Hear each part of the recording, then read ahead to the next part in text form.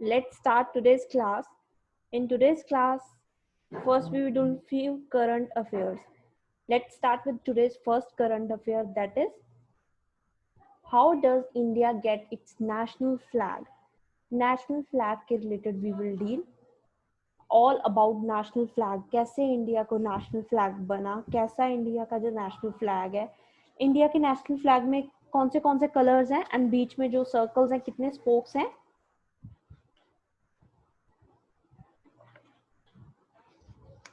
बताइए. How did India get its national flag? Ma'am, the first is हाँ जी, saffron, saffron, then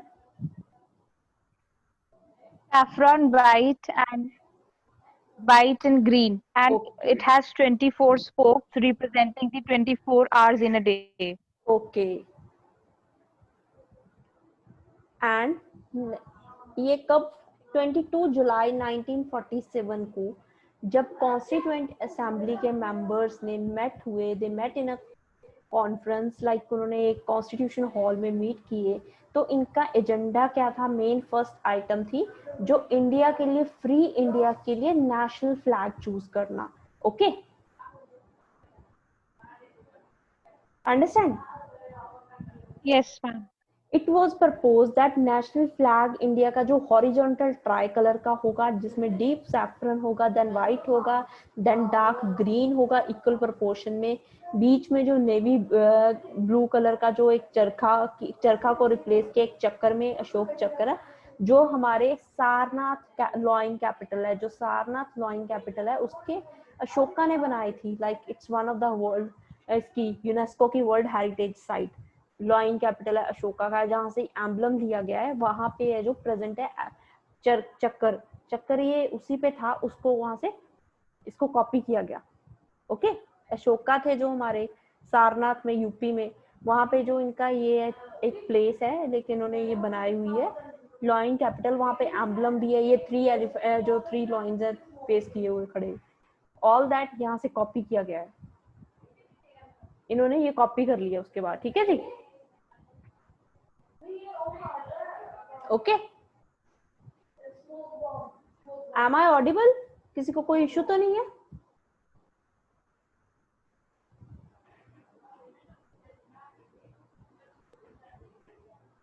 कोई issue तो नहीं है आपको ऑडिबिलिटी में और दिस स्क्रीन में? Are you all able to see the screen?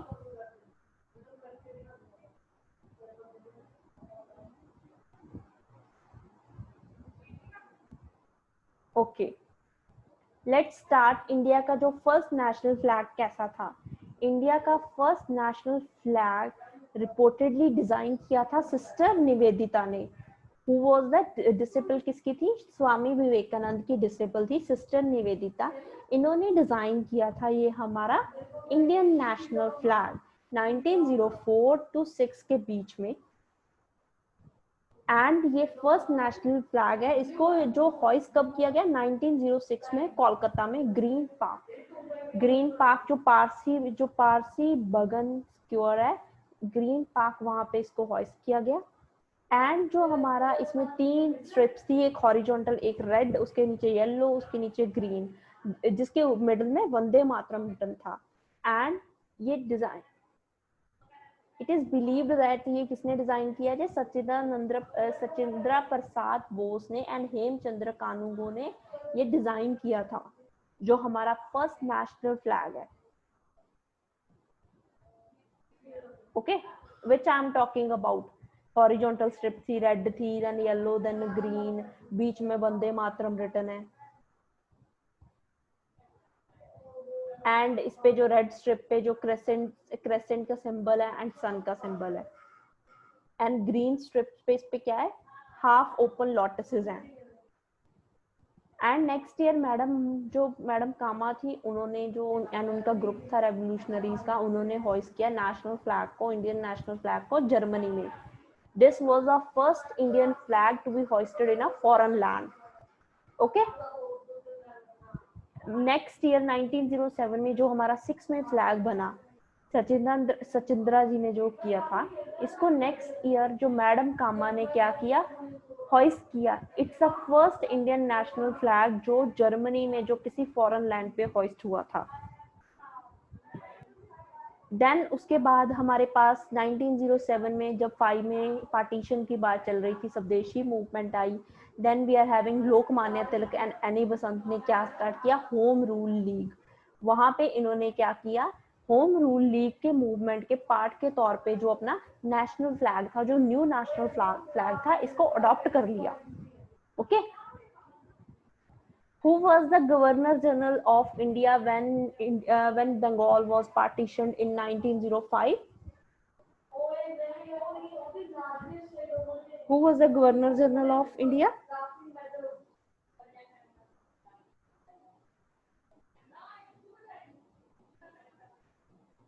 Hanji? His name start with C. Who was that?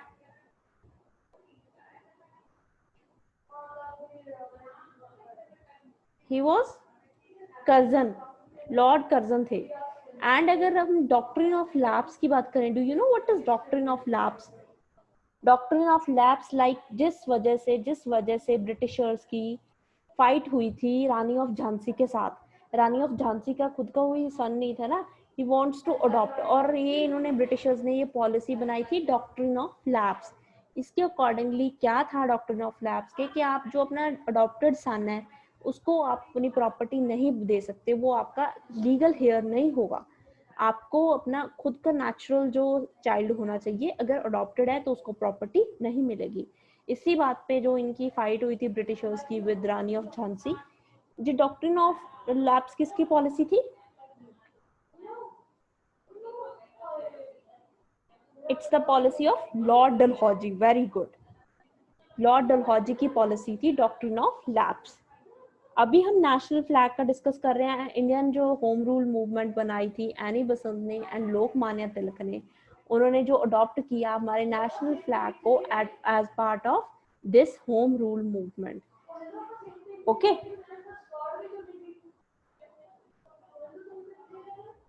अगर हम प्रेजेंट डे नेशनल फ्लैग की बात करें, जो हमारा आज का नेशनल डे है प्रेजेंट, ये कैसे बना? Origin of India present day national flag जो आज का प्रेजेंट है, ये कैसे बना? इसका जो कंट्रीब्यूशन है, जो इसका रोल किसको एट्रीब्यूट किया जाता है? इसका डिजाइन किसने किया था? इसका डिजाइन किया था पिंगाली वेंकैया ने, जो एक इंडियन फ्रीडम फाइटर थे, उन्होंने इसका डिजाइन किया था, पिंगाली वेंकैया। ओके। इन्होंने इसका डिजाइन किया था। He was a freedom fighter जो अपने महात्मा गांधी जी को साउथ अफ्रीका में मिले थे। साउथ अफ्रीका में जब महात्मा गांधी थे सेकेंड एंग्लो बॉयर वॉर के ड्यूरिंग 1899 से 1902, जब महात्मा गांधी जी साउथ अफ्रीका में थे, तो फर्स्ट टाइम ये हमारे इंडियन फ्रीडम फाइटर थे पिंगाली वेंकैया, ये उनको महात्मा गांधी को मिले थे। एट दैट टाइम वो क्या थे, पोस्टिंग थी उनकी इंडियन आर्मी में, ब्रिटिश इंडियन आर्मी थे में मेंबर थे। At the all India Congress committee हुई हमारी बेजवाड़ा में 1921 में, वेंकैया जी फिर से मिले हमारे गांधी जी को, एंड इन्होंने बेसिक डिजाइन था जो नेशनल फ्लैग का वो डिस्कस किया। एंड इन्होंने कहा कि हम दो जो अपने कंसिस्ट करेंगे, दो रेड एंड ग्रीन बैंड जो सिंबलाइज करेंगे दो मेन कम्युनिटीज हमारी हिंदूज एंड सिख्स की। उसके बाद गांधी जी ने सजेस्ट किया कि आप व्हाइट बैंड भी ऐड करो उसमें, जो हमारे रेस्ट पीस के लिए इंपॉर्टेंट होगा, जो इंडिया की पीस को सिंबलाइज करेगा, एंड स्पिनिंग व्हील लेके आओ। उसके बाद कुछ चेंजेस हुई एंड 1931 में फाइनली जो कांग्रेस कमेटी ने कराची में मिली, तब उन्होंने हमारा इंडियन नेशनल फ्लैग जो आज वाला प्रेजेंट है ये अडॉप्ट किया गया। कहाँ ये हुआ? 1931 में। कहाँ? जो कांग्रेस की मीटिंग हुई कराची में। Karachi is in which country? It is in India और Pakistan?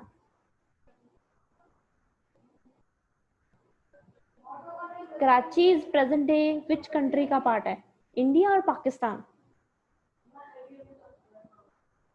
Tell me fast. Karachi, Karachi के अनियन बहुत फेमस है। कराची पाकिस्तान में प्रेजेंटली। Very good. एंड 1931 में जब इनकी मीटिंग हुई कांग्रेस की वर्किंग कमेटी, पाकिस्तान। हाँ जी पाकिस्तान, यस।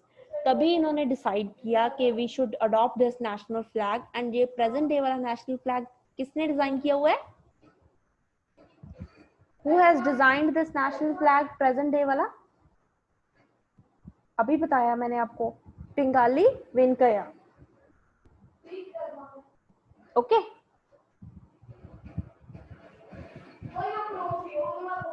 सैफरन कलर किस बात का जो सिंबलाइज कर रहा है? सैफरन कलर किस बात को सिंबलाइज करता है?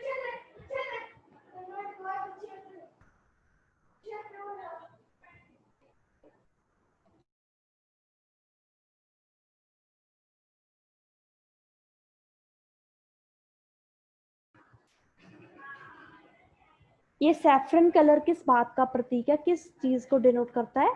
स्ट्रेंथ को, करेज को। एंड व्हाइट कलर जो मिडल में है, peace and truth. Green colour fertility, growth and auspiciousness of the land.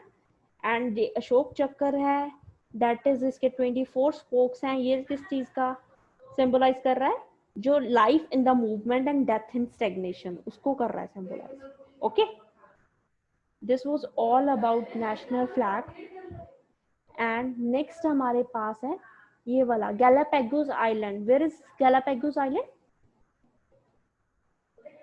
Galapagos island presently हमारे जो साउथ अमेरिका है उसके पास लोकेटेड है। साउथ अमेरिका है जो ब्राजील है, उसमें इक्वाडोर, कोलंबिया एंड इक्वाडोर के पास है ये। इक्वाडोर का प्रेजेंट डे का पार्ट है ये गैलापागोस आइलैंड। 60,000 की जो 60,000 स्क्वायर किलोमीटर का आइलैंड है जो पैसिफिक ओशियन में लोकेटेड है, साउथ अमेरिकन कॉन्टिनेंट के पास।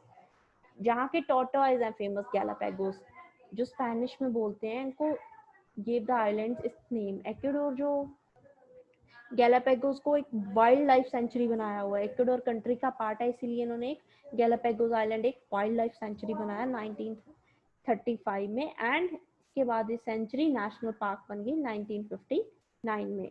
एक ये यूनेस्को की फर्स्ट वर्ल्ड हेरिटेज साइट है। क्या ये? यूनेस्को की first world heritage site. Question can be asked, which is the UNESCO's first world heritage site? Which is that? World level की। It is Galapagos island. Charles Darwin जो describe किया था island को, इन्होंने आइलैंड को as a world in itself. This is the words used by Charles Darwin. Then Nasha Mukt Bharat.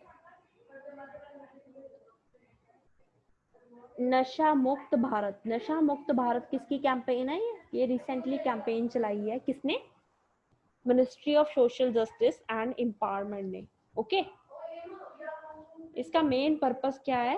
इसका main purpose है जो कि हमने जो इंडिया में जो ड्रग्स का प्रोग्राम चल रहा है, जो ड्रग्स के यूज बढ़ रही है, उसको कंट्रोल करना है, लोगों को अवेयर करना है, स्टूडेंट्स को, स्कूल्स के, कॉलेजेस को, उनको अवेयर करना है about the programme.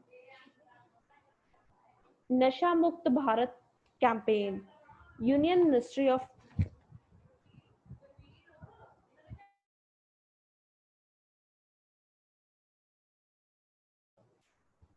Nasha Mukt Bharat campaign union ministry of social justice and empowerment की प्रोग्राम है। ये गैदरिंग है 272 डिस्ट्रिक्ट कलेक्टर्स की, स्टेट सेक्रेटरीज वगैरह ये इकट्ठा हुए फॉर द पर्पस। इन्होंने ये कैंपेन चलाई Nasha Mukt Bharat.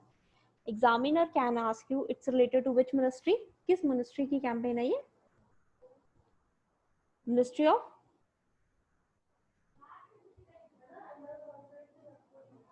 Social justice and empowerment, इनकी कैंपेन है। इनका क्या पर्पस क्या है? जो हमें इनके कैंपेन का मेन पर्पस क्या है? जो नारकोटिक्स कंट्रोल ब्यूरो है, what is narcotics control bureau? जो पूरा ड्रग्स के रिलेटेड डाटा कलेक्ट करता है इंडिया लेवल पे, एंड उनका जो पब्लिश करता है, वहाँ से जो डाटा आएगा उस अकॉर्डिंगली इन्होंने 272 डिस्ट्रिक्ट्स इंडिया में आइडेंटिफाई किए हैं। उस अकॉर्डिंगली ये कैंपेन है, चलेगी ऑल ओवर द जो डिस्ट्रिक्ट्स हैं इनमें। एंड इनके कैंपेन के जो अपने प्लान है, मेन इसके फॉलोइंग कंपोनेंट्स क्या हैं? इसके कंपोनेंट्स हैं जो जनरेशन को, प्रोग्राम्स को अवेयरनेस करना, लोगों को प्रोग्राम्स के रिलेटेड स्टूडेंट्स को अवेयर करना, एजुकेशनल इंस्टीट्यूशंस में, यूनिवर्सिटीज़ वगैरह में, कैंपसेस वगैरह में अवेयरनेस क्रिएट करना, देन कम्युनिटी की आउटरीच बढ़ाना, आइडेंटिफिकेशन करना डिपेंडेंट पॉपुलेशन की, एंड ट्रीटमेंट वगैरह के रिलेटेड के how is the treatment going on, focus करना ट्रीटमेंट पे, एंड कैपेसिटी बिल्डिंग करना प्रोग्राम जो सर्विस प्रोवाइडर के हैं। ओके, क्वेश्चन क्या आएगा, ये किस मिनिस्ट्री की प्रोग्राम है, एंड इसके कंपोनेंट्स पे क्वेश्चन आ सकता है।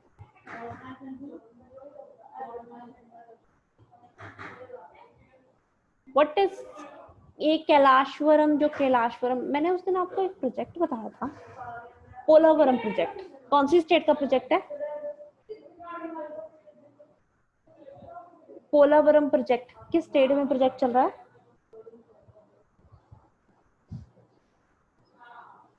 बताइए।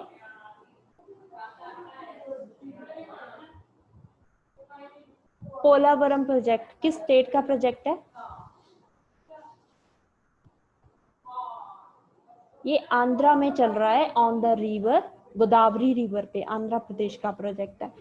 Here is a list of कुछ प्रोजेक्ट्स की, आप इसको नोट डाउन कर लीजिए एज यू विश, लाइक आपको ये लेक्चर्स भी मिल जाएंगे कि ये कुछ प्रोजेक्ट्स हैं जिसमें आपको मैचिंग वगैरह में क्वेश्चन आ सकते हैं। कैलाशवरम प्रोजेक्ट ये कहाँ है? तेलंगाना में, किस रिवर पे? गोदावरी पे। Same is the case Polavaram project Godavari river पे है, आंध्रा का। मेघदूतम प्रोजेक्ट ये कहाँ का प्रोजेक्ट है? कर्नाटका रिवर गवर्नमेंट का, किस रिवर पे? कावेरी रिवर पे। Okay,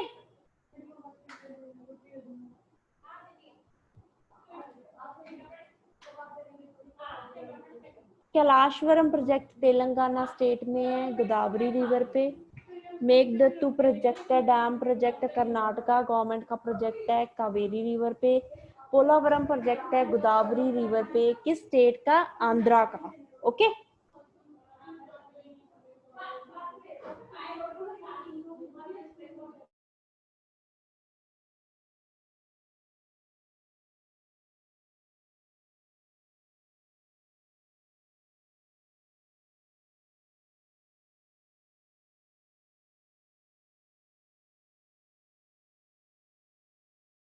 next is एंडोसल्फेन।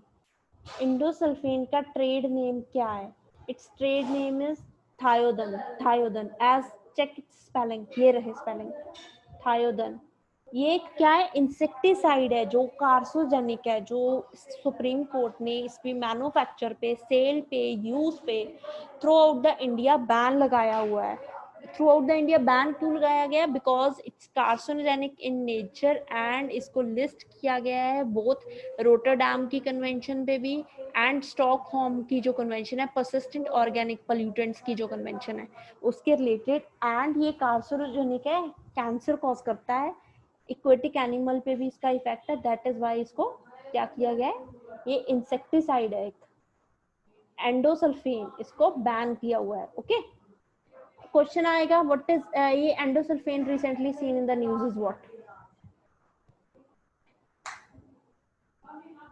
Okay, next is dugong. Dugong क्या होती है? सी काऊ होती है। आप गूगल पे इसकी पिक्चर देखोगे ना तभी आपको क्लियर हो जाएगा what is dugong.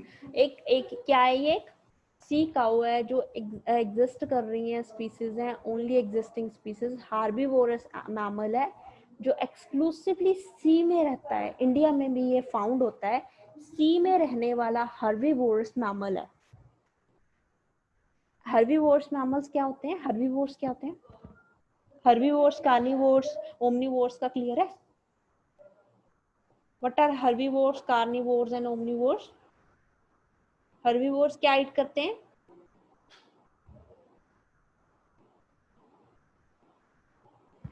What does herbivores eat? Herbivores, carnivores, omnivores में क्या क्या डिफरेंस है? What are they?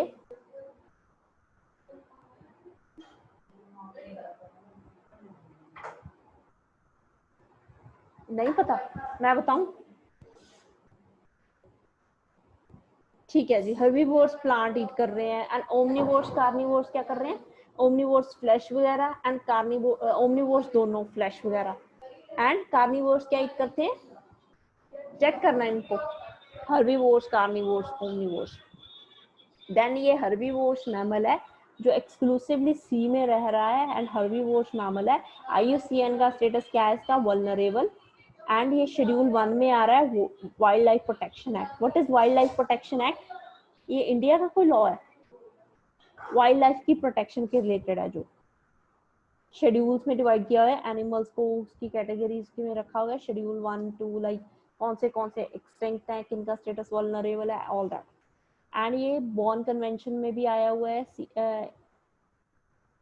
एंड ये ग्रेज करते हैं सी ग्रास को, गल्फ ऑफ मनार में मिल रहे हैं ये, and Andaman Nicobar island, gulf of Kutch, Gujarat के एरिया गल्फ ऑफ कच्छ में एंड अंडमान निकोबार आइलैंड में एंड गल्फ ऑफ मनार में ये फाउंड होता है sea cow.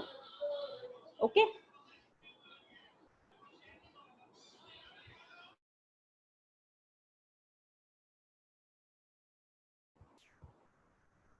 Okay. Next is positive pay system. What is positive pay system?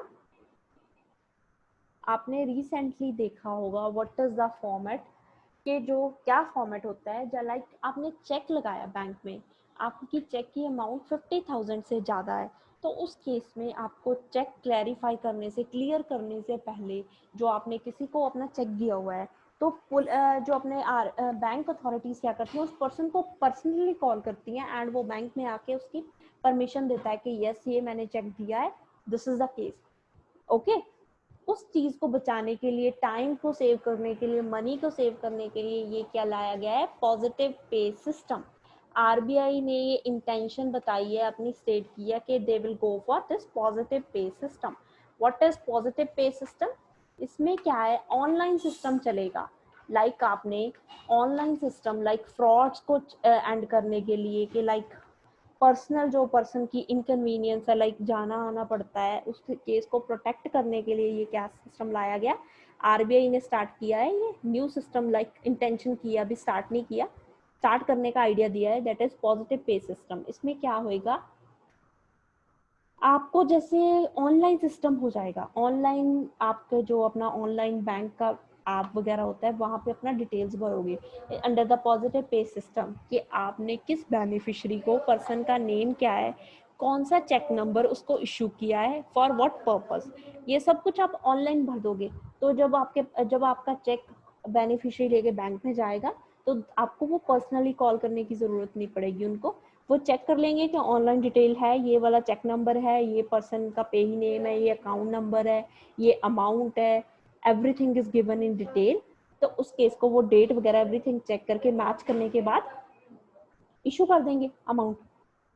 ये कितने अमाउंट पे? 50,000 से ज्यादा वाले चेक पे एप्लीकेबल होगा। This is called positive pay system. इसका मेन पर्पस क्या है? जो चेक फ्रॉड चल रहे हैं, जो अल्टरिंग हो रही है, काउंटर फिटिंग हो रही है, फॉर्जिंग हो रही है फाइनेंशियल इंस्ट्रूमेंट्स की, उसको बचाने के लिए किया गया है। अगर ये मूव सरकार, अगर मूव ये RBI ने ले लिया, तो इससे क्या बेनिफिट होगा? Okay, what is positive pay system? Like net banking चलती है, I you all clear with this net banking का सिस्टम? कि लाइक SBI का ऐप है, योनो ऐप, उसके थ्रू आप ये ट्रांजेक्शन कर सकते हो कहीं बैठे भी। सेम इज द केस, उन पे जो एक प्रोविजन ऐड कर देंगे पॉजिटिव पे सिस्टम की। आपने सपोज किसी को चेक इशू किया, लाइक मैंने चेक इशू किया आपको, तो मैं अपने जो चेक इशू करने के बाद उस अपने ऐप पे ऑनलाइन डिटेल्स दे दूंगी कि मैंने इस डेट को इस पर्सन को इतनी अमाउंट का ये चेक नंबर दिया है, एवरीथिंग, जो चेक की डिटेल्स वगैरह एवरीथिंग दे दूंगी। तो जब आप मेरा चेक लेके जाओगे बैंक के पास, तो बैंक ऑनलाइन डिटेल्स चेक कर लेगी कि हाँ जी इस पर्सन ने ये चेक इशू किया है, ये कोई फ्रॉड का केस नहीं है, चेक जेन्युइनली इशू हुआ है उसके लिए, and for that purpose cheque issue हुआ है, तो वो उनको मेरे को पर्सनली कॉल करने की जरूरत नहीं पड़ेगी, वो उसको मैच कर लेंगे डिटेल्स को, बैंक अथॉरिटीज मैच करने के बाद चेक इशू कर देंगे। अंडरस्टैंड? ओके।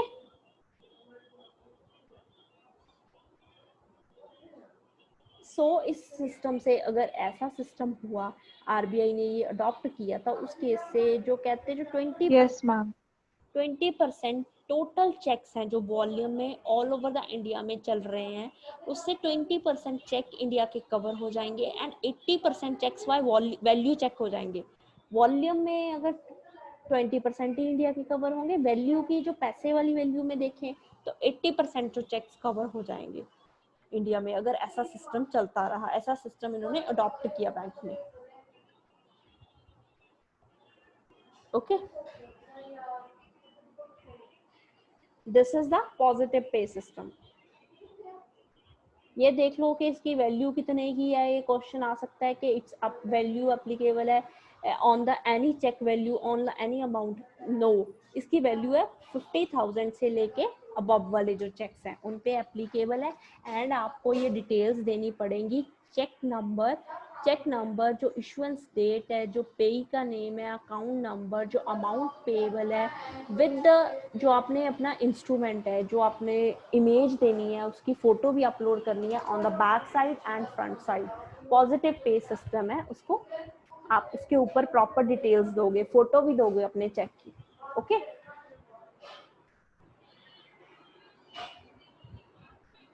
अंडरस्टैंड? कोई डाउट तो नहीं?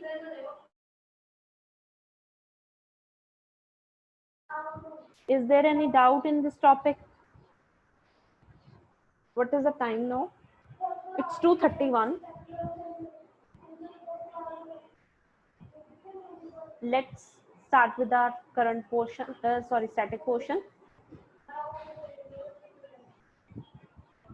आज के करंट अफेयर्स में किसी को कोई डाउट हो, देन यू कैन आस्क। कोई है डाउट आपको? अदरवाइज हम चलते हैं स्टैटिक पोर्शन पे। अगर आप इस क्लास में कोई आप जैसे पर्सनली करंट अफेयर पढ़ रहे हो, उसमें कुछ डिस्कस करना चाहते हो, कोई कंफ्यूजन है, then you are free to do it. आप मेरे को करंट अफेयर बता सकते हो एंड आपका जो डाउट है that you can ask. Okay, otherwise if you want, आप स्पेसिफिकली मेरे को ये भी बता दो कि I want to do this current affair, तो हम उसको ऑन द सेम डे और नेक्स्ट डे जैसे टाइम सूट करेगा करंट अफेयर डिस्कस कर लेंगे। वैसे I am trying to do all the current affair जो आपके from the exam point of view से इम्पोर्टेंट है। ओके,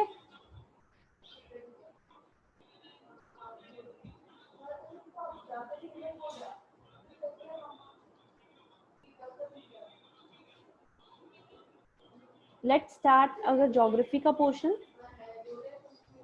ज्योग्राफी में अब तक हमने क्या किया, अब तक हमने स्टैटिक पोर्शन पे किया हुआ, अब तक हमने जो अपना ये पोर्शन कर लिया है एंड ये वाला हम क्लाइमेट पे कर रहे हैं। आफ्टर दैट इंडियन मानसून हो जाएगा, उसके बाद ये सभी कुछ सॉइल्स वगैरह एवरीथिंग कर लेंगे। ओके, अभी हम क्लाइमेट पे चल रहे हैं। इंडियन क्लाइमेट वाला पोर्शन कंप्लीट हो चुका था कल की क्लास में एंड आज हम कहाँ से स्टार्ट करेंगे?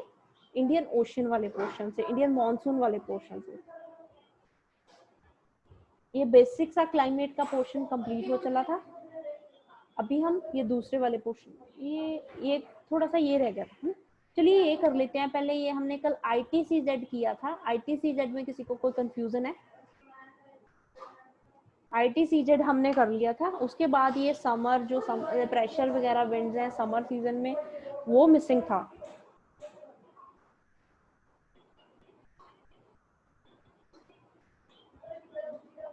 ये प्रेशर का ये रहा। समर सीजन में क्या होता है?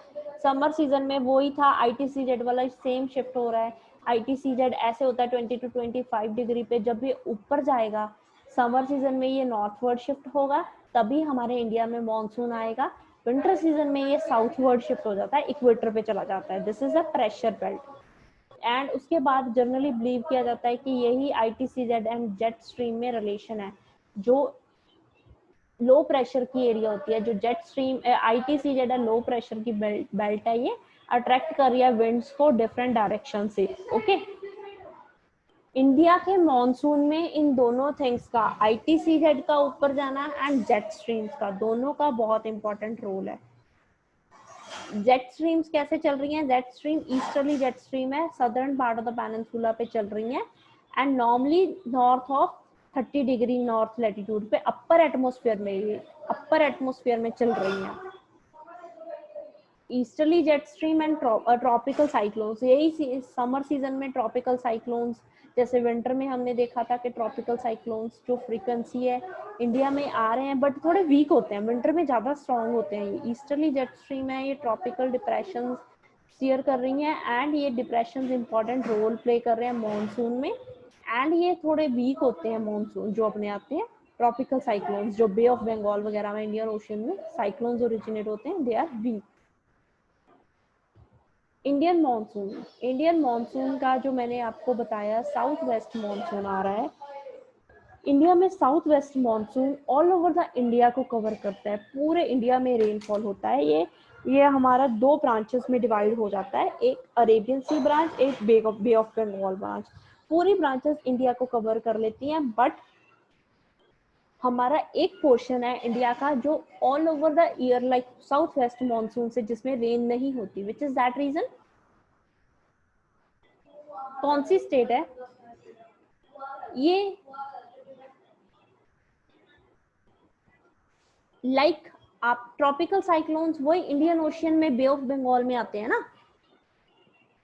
नेक्स्ट इंडियन मानसून, जैसे मैंने आपको इंडियन मानसून का बताया था कल भी कि ये दो ब्रांचेस में डिवाइड हो जाता है। लाइक ये इक्वेटर रहा, ये रहा Indian ocean. South westerly trade winds आ रही हैं, उसके बाद बिकॉज ऑफ कोरोलिस फोर्स जब वो इक्वेटर क्रॉस करेंगी तो क्या कर लेंगी, अपनी साइड चेंज कर लेंगी। साइड चेंज करने के बाद ये रहा हमारा इंडिया। इंडिया में आने के बाद ये दो ब्रांचेस में बढ़ जाएंगी, एक तो ये वेस्टर्न घाट्स पे आ जाएगी अरेबियन सी ब्रांच, एक bay of Bengal branch. Bay of Bengal branch जाके अपने नॉर्थ ईस्ट में रेन करेगी, ब्रह्मपुत्र वाले रीजन में। एंड ये हमारा रीजन है तमिलनाडु का। तमिलनाडु का रीजन है जो ऑल ओवर द वेदर रहता है। लाइक साउथ वेस्ट मानसून इसके पास में से निकल जाता है। साउथ वेस्ट मानसून के बे ऑफ बंगाल ब्रांच निकल की, उसकी वजह से यहाँ पे रेन नहीं होगा। कोस्टल एरिया जो तमिलनाडु का वो बिल्कुल ही सूखा रह जाता है। एंड जब नॉर्थ ईस्ट आएगा, नॉर्थ ईस्ट मानसून जो विंटर्स में आता है, उसकी वजह से तमिलनाडु में रेनफॉल होता है। ये क्वेश्चन आ सकता है आपको, which is the area of India which from which there is no rainfall in southwest monsoon, in which there is no rainfall। कौन सा एरिया वो? Coastal area of Tamil Nadu. इसको कहाँ से रेन मिल रही है? नॉर्थ ईस्ट से। जब मेडिटेरियन सी से जब साइक्लोनिक ओरिजिन होती है, रेनफॉल लाइक विंड्स आ रही हैं हमारे इंडिया में, आएंगी नॉर्थ ईस्ट पर अटैक करेंगी। नॉर्थ ईस्ट में जो अरुणाचल में रेन करने के बाद वो यहाँ से बे ऑफ बंगाल से गुजरेंगी तो यहाँ से वाटर इकट्ठा ले लेंगी, मॉइस्चर उठा लेंगी, वाटर उठा लेंगी एंड यहाँ पे आके तमिलनाडु में रेनफॉल होता है काफी अच्छा। Ma'am only in Tamil Nadu? हाँ जी, हाँ जी, नॉर्थ ईस्ट में ना। Like the difference is that कि साउथ वेस्ट जो अपना मानसून जुलाई में आता है, ऑल ओवर द इंडिया में रेनफॉल कर रहा है, बट तमिलनाडु कोस्ट बिल्कुल ही सूखी रह जाती है। जो नॉर्थ ईस्ट है वो नॉर्थ ईस्ट स्टेट में अपने नदर्न प्लेन्स में, लाइक पंजाब हरियाणा वाले एरिया में, JNK में, ऑल ओवर यहाँ पे मानसून हो रहा है नदर्न प्लेन्स में। लाइक नॉर्थ ईस्ट में भी होता है। उसके बाद आके जब ये विंड्स क्रॉस करती हैं बे ऑफ बंगाल तो वाटर उठा लेती हैं एंड अकेला कोस्टल एरिया है जो तमिलनाडु का, वहां पे रेनफॉल होता है। मेनली ये तमिलनाडु की कोस्ट पे नॉर्थ ईस्ट से रेनफॉल हो रहा है। Okay okay ma'am. नेक्स्ट, अभी हम south west monsoon, Indian monsoon start कर रहे हैं प्रॉपर वे से।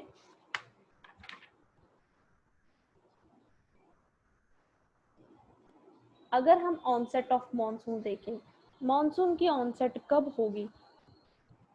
ये मानसून की ऑनसेट होगी हमारे अप्रैल मई में, जब सन प्रॉपरली ट्रॉपिक ऑफ कैंसर पे ऊपर होता है, जो हमारे इंडियन एरिया में लो प्रेशर होगा, टेम्परेचर हाई होगा एंड जो इंडियन ओशियन में हाई प्रेशर होगा, टेम्परेचर लो होगा, तो वहां से लो प्रेशर सेल्स की वजह से जो क्या होगा, अट्रैक्ट करेंगी साउथ ईस्ट ट्रेड विंड जो अक्रॉस द इक्वेटर चल रही हैं। लाइक इक्वेटर मैंने ये बताया, ये यहाँ से ऐसे विंड्स चल रही हैं, तो जो हमारे यहाँ पे हाई प्रेशर हो गया इंडियन ओशन में, तो ये हाई प्रेशर वाला एरिया इन विंड्स को अट्रैक्ट करेगा। जब ये अपना इक्वेटर क्रॉस करेंगी तो एक कोरोलिस फोर्स होती है जो फेरल्स लॉ होता है, उसके अकॉर्डिंगली जब आप इक्वेटर क्रॉस कर रहे हो, कोई भी ट्रॉपिक ऑफ कैंसर, कैप्रिकॉर्न, कुछ भी चेंज कर रहे हो, लैटिट्यूड चेंज कर रहे हो, तो आपकी डायरेक्शन चेंज हो जाएगी। इसी वजह से इनकी डायरेक्शन चेंज हो जाती है, इसी वजह से हमारे इंडिया में रेनफॉल होता है। उसके उसके बाद हमें जो ITCZ है जो अभी 20 to 25 के बीच में होती है, उसकी नॉर्थवर्ड शिफ्टिंग चाहिए।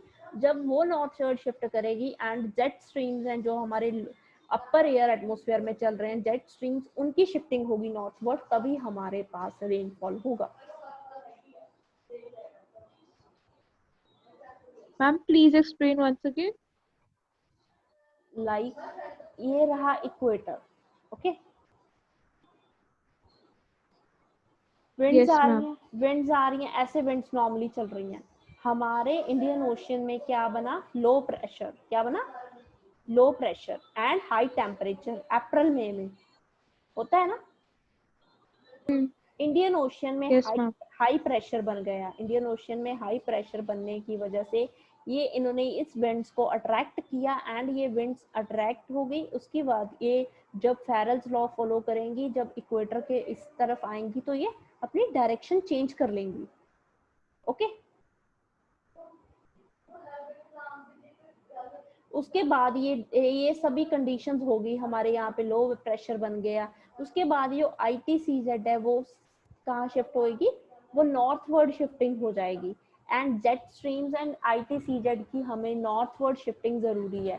अगर ये नहीं शिफ्ट होती, टाइम लगा देती है, तब हमारा रेनफॉल डिले हो जाएगा, जो हमारे साउथ वेस्ट मानसून है वो डिले हो जाएंगे। अंडरस्टैंड?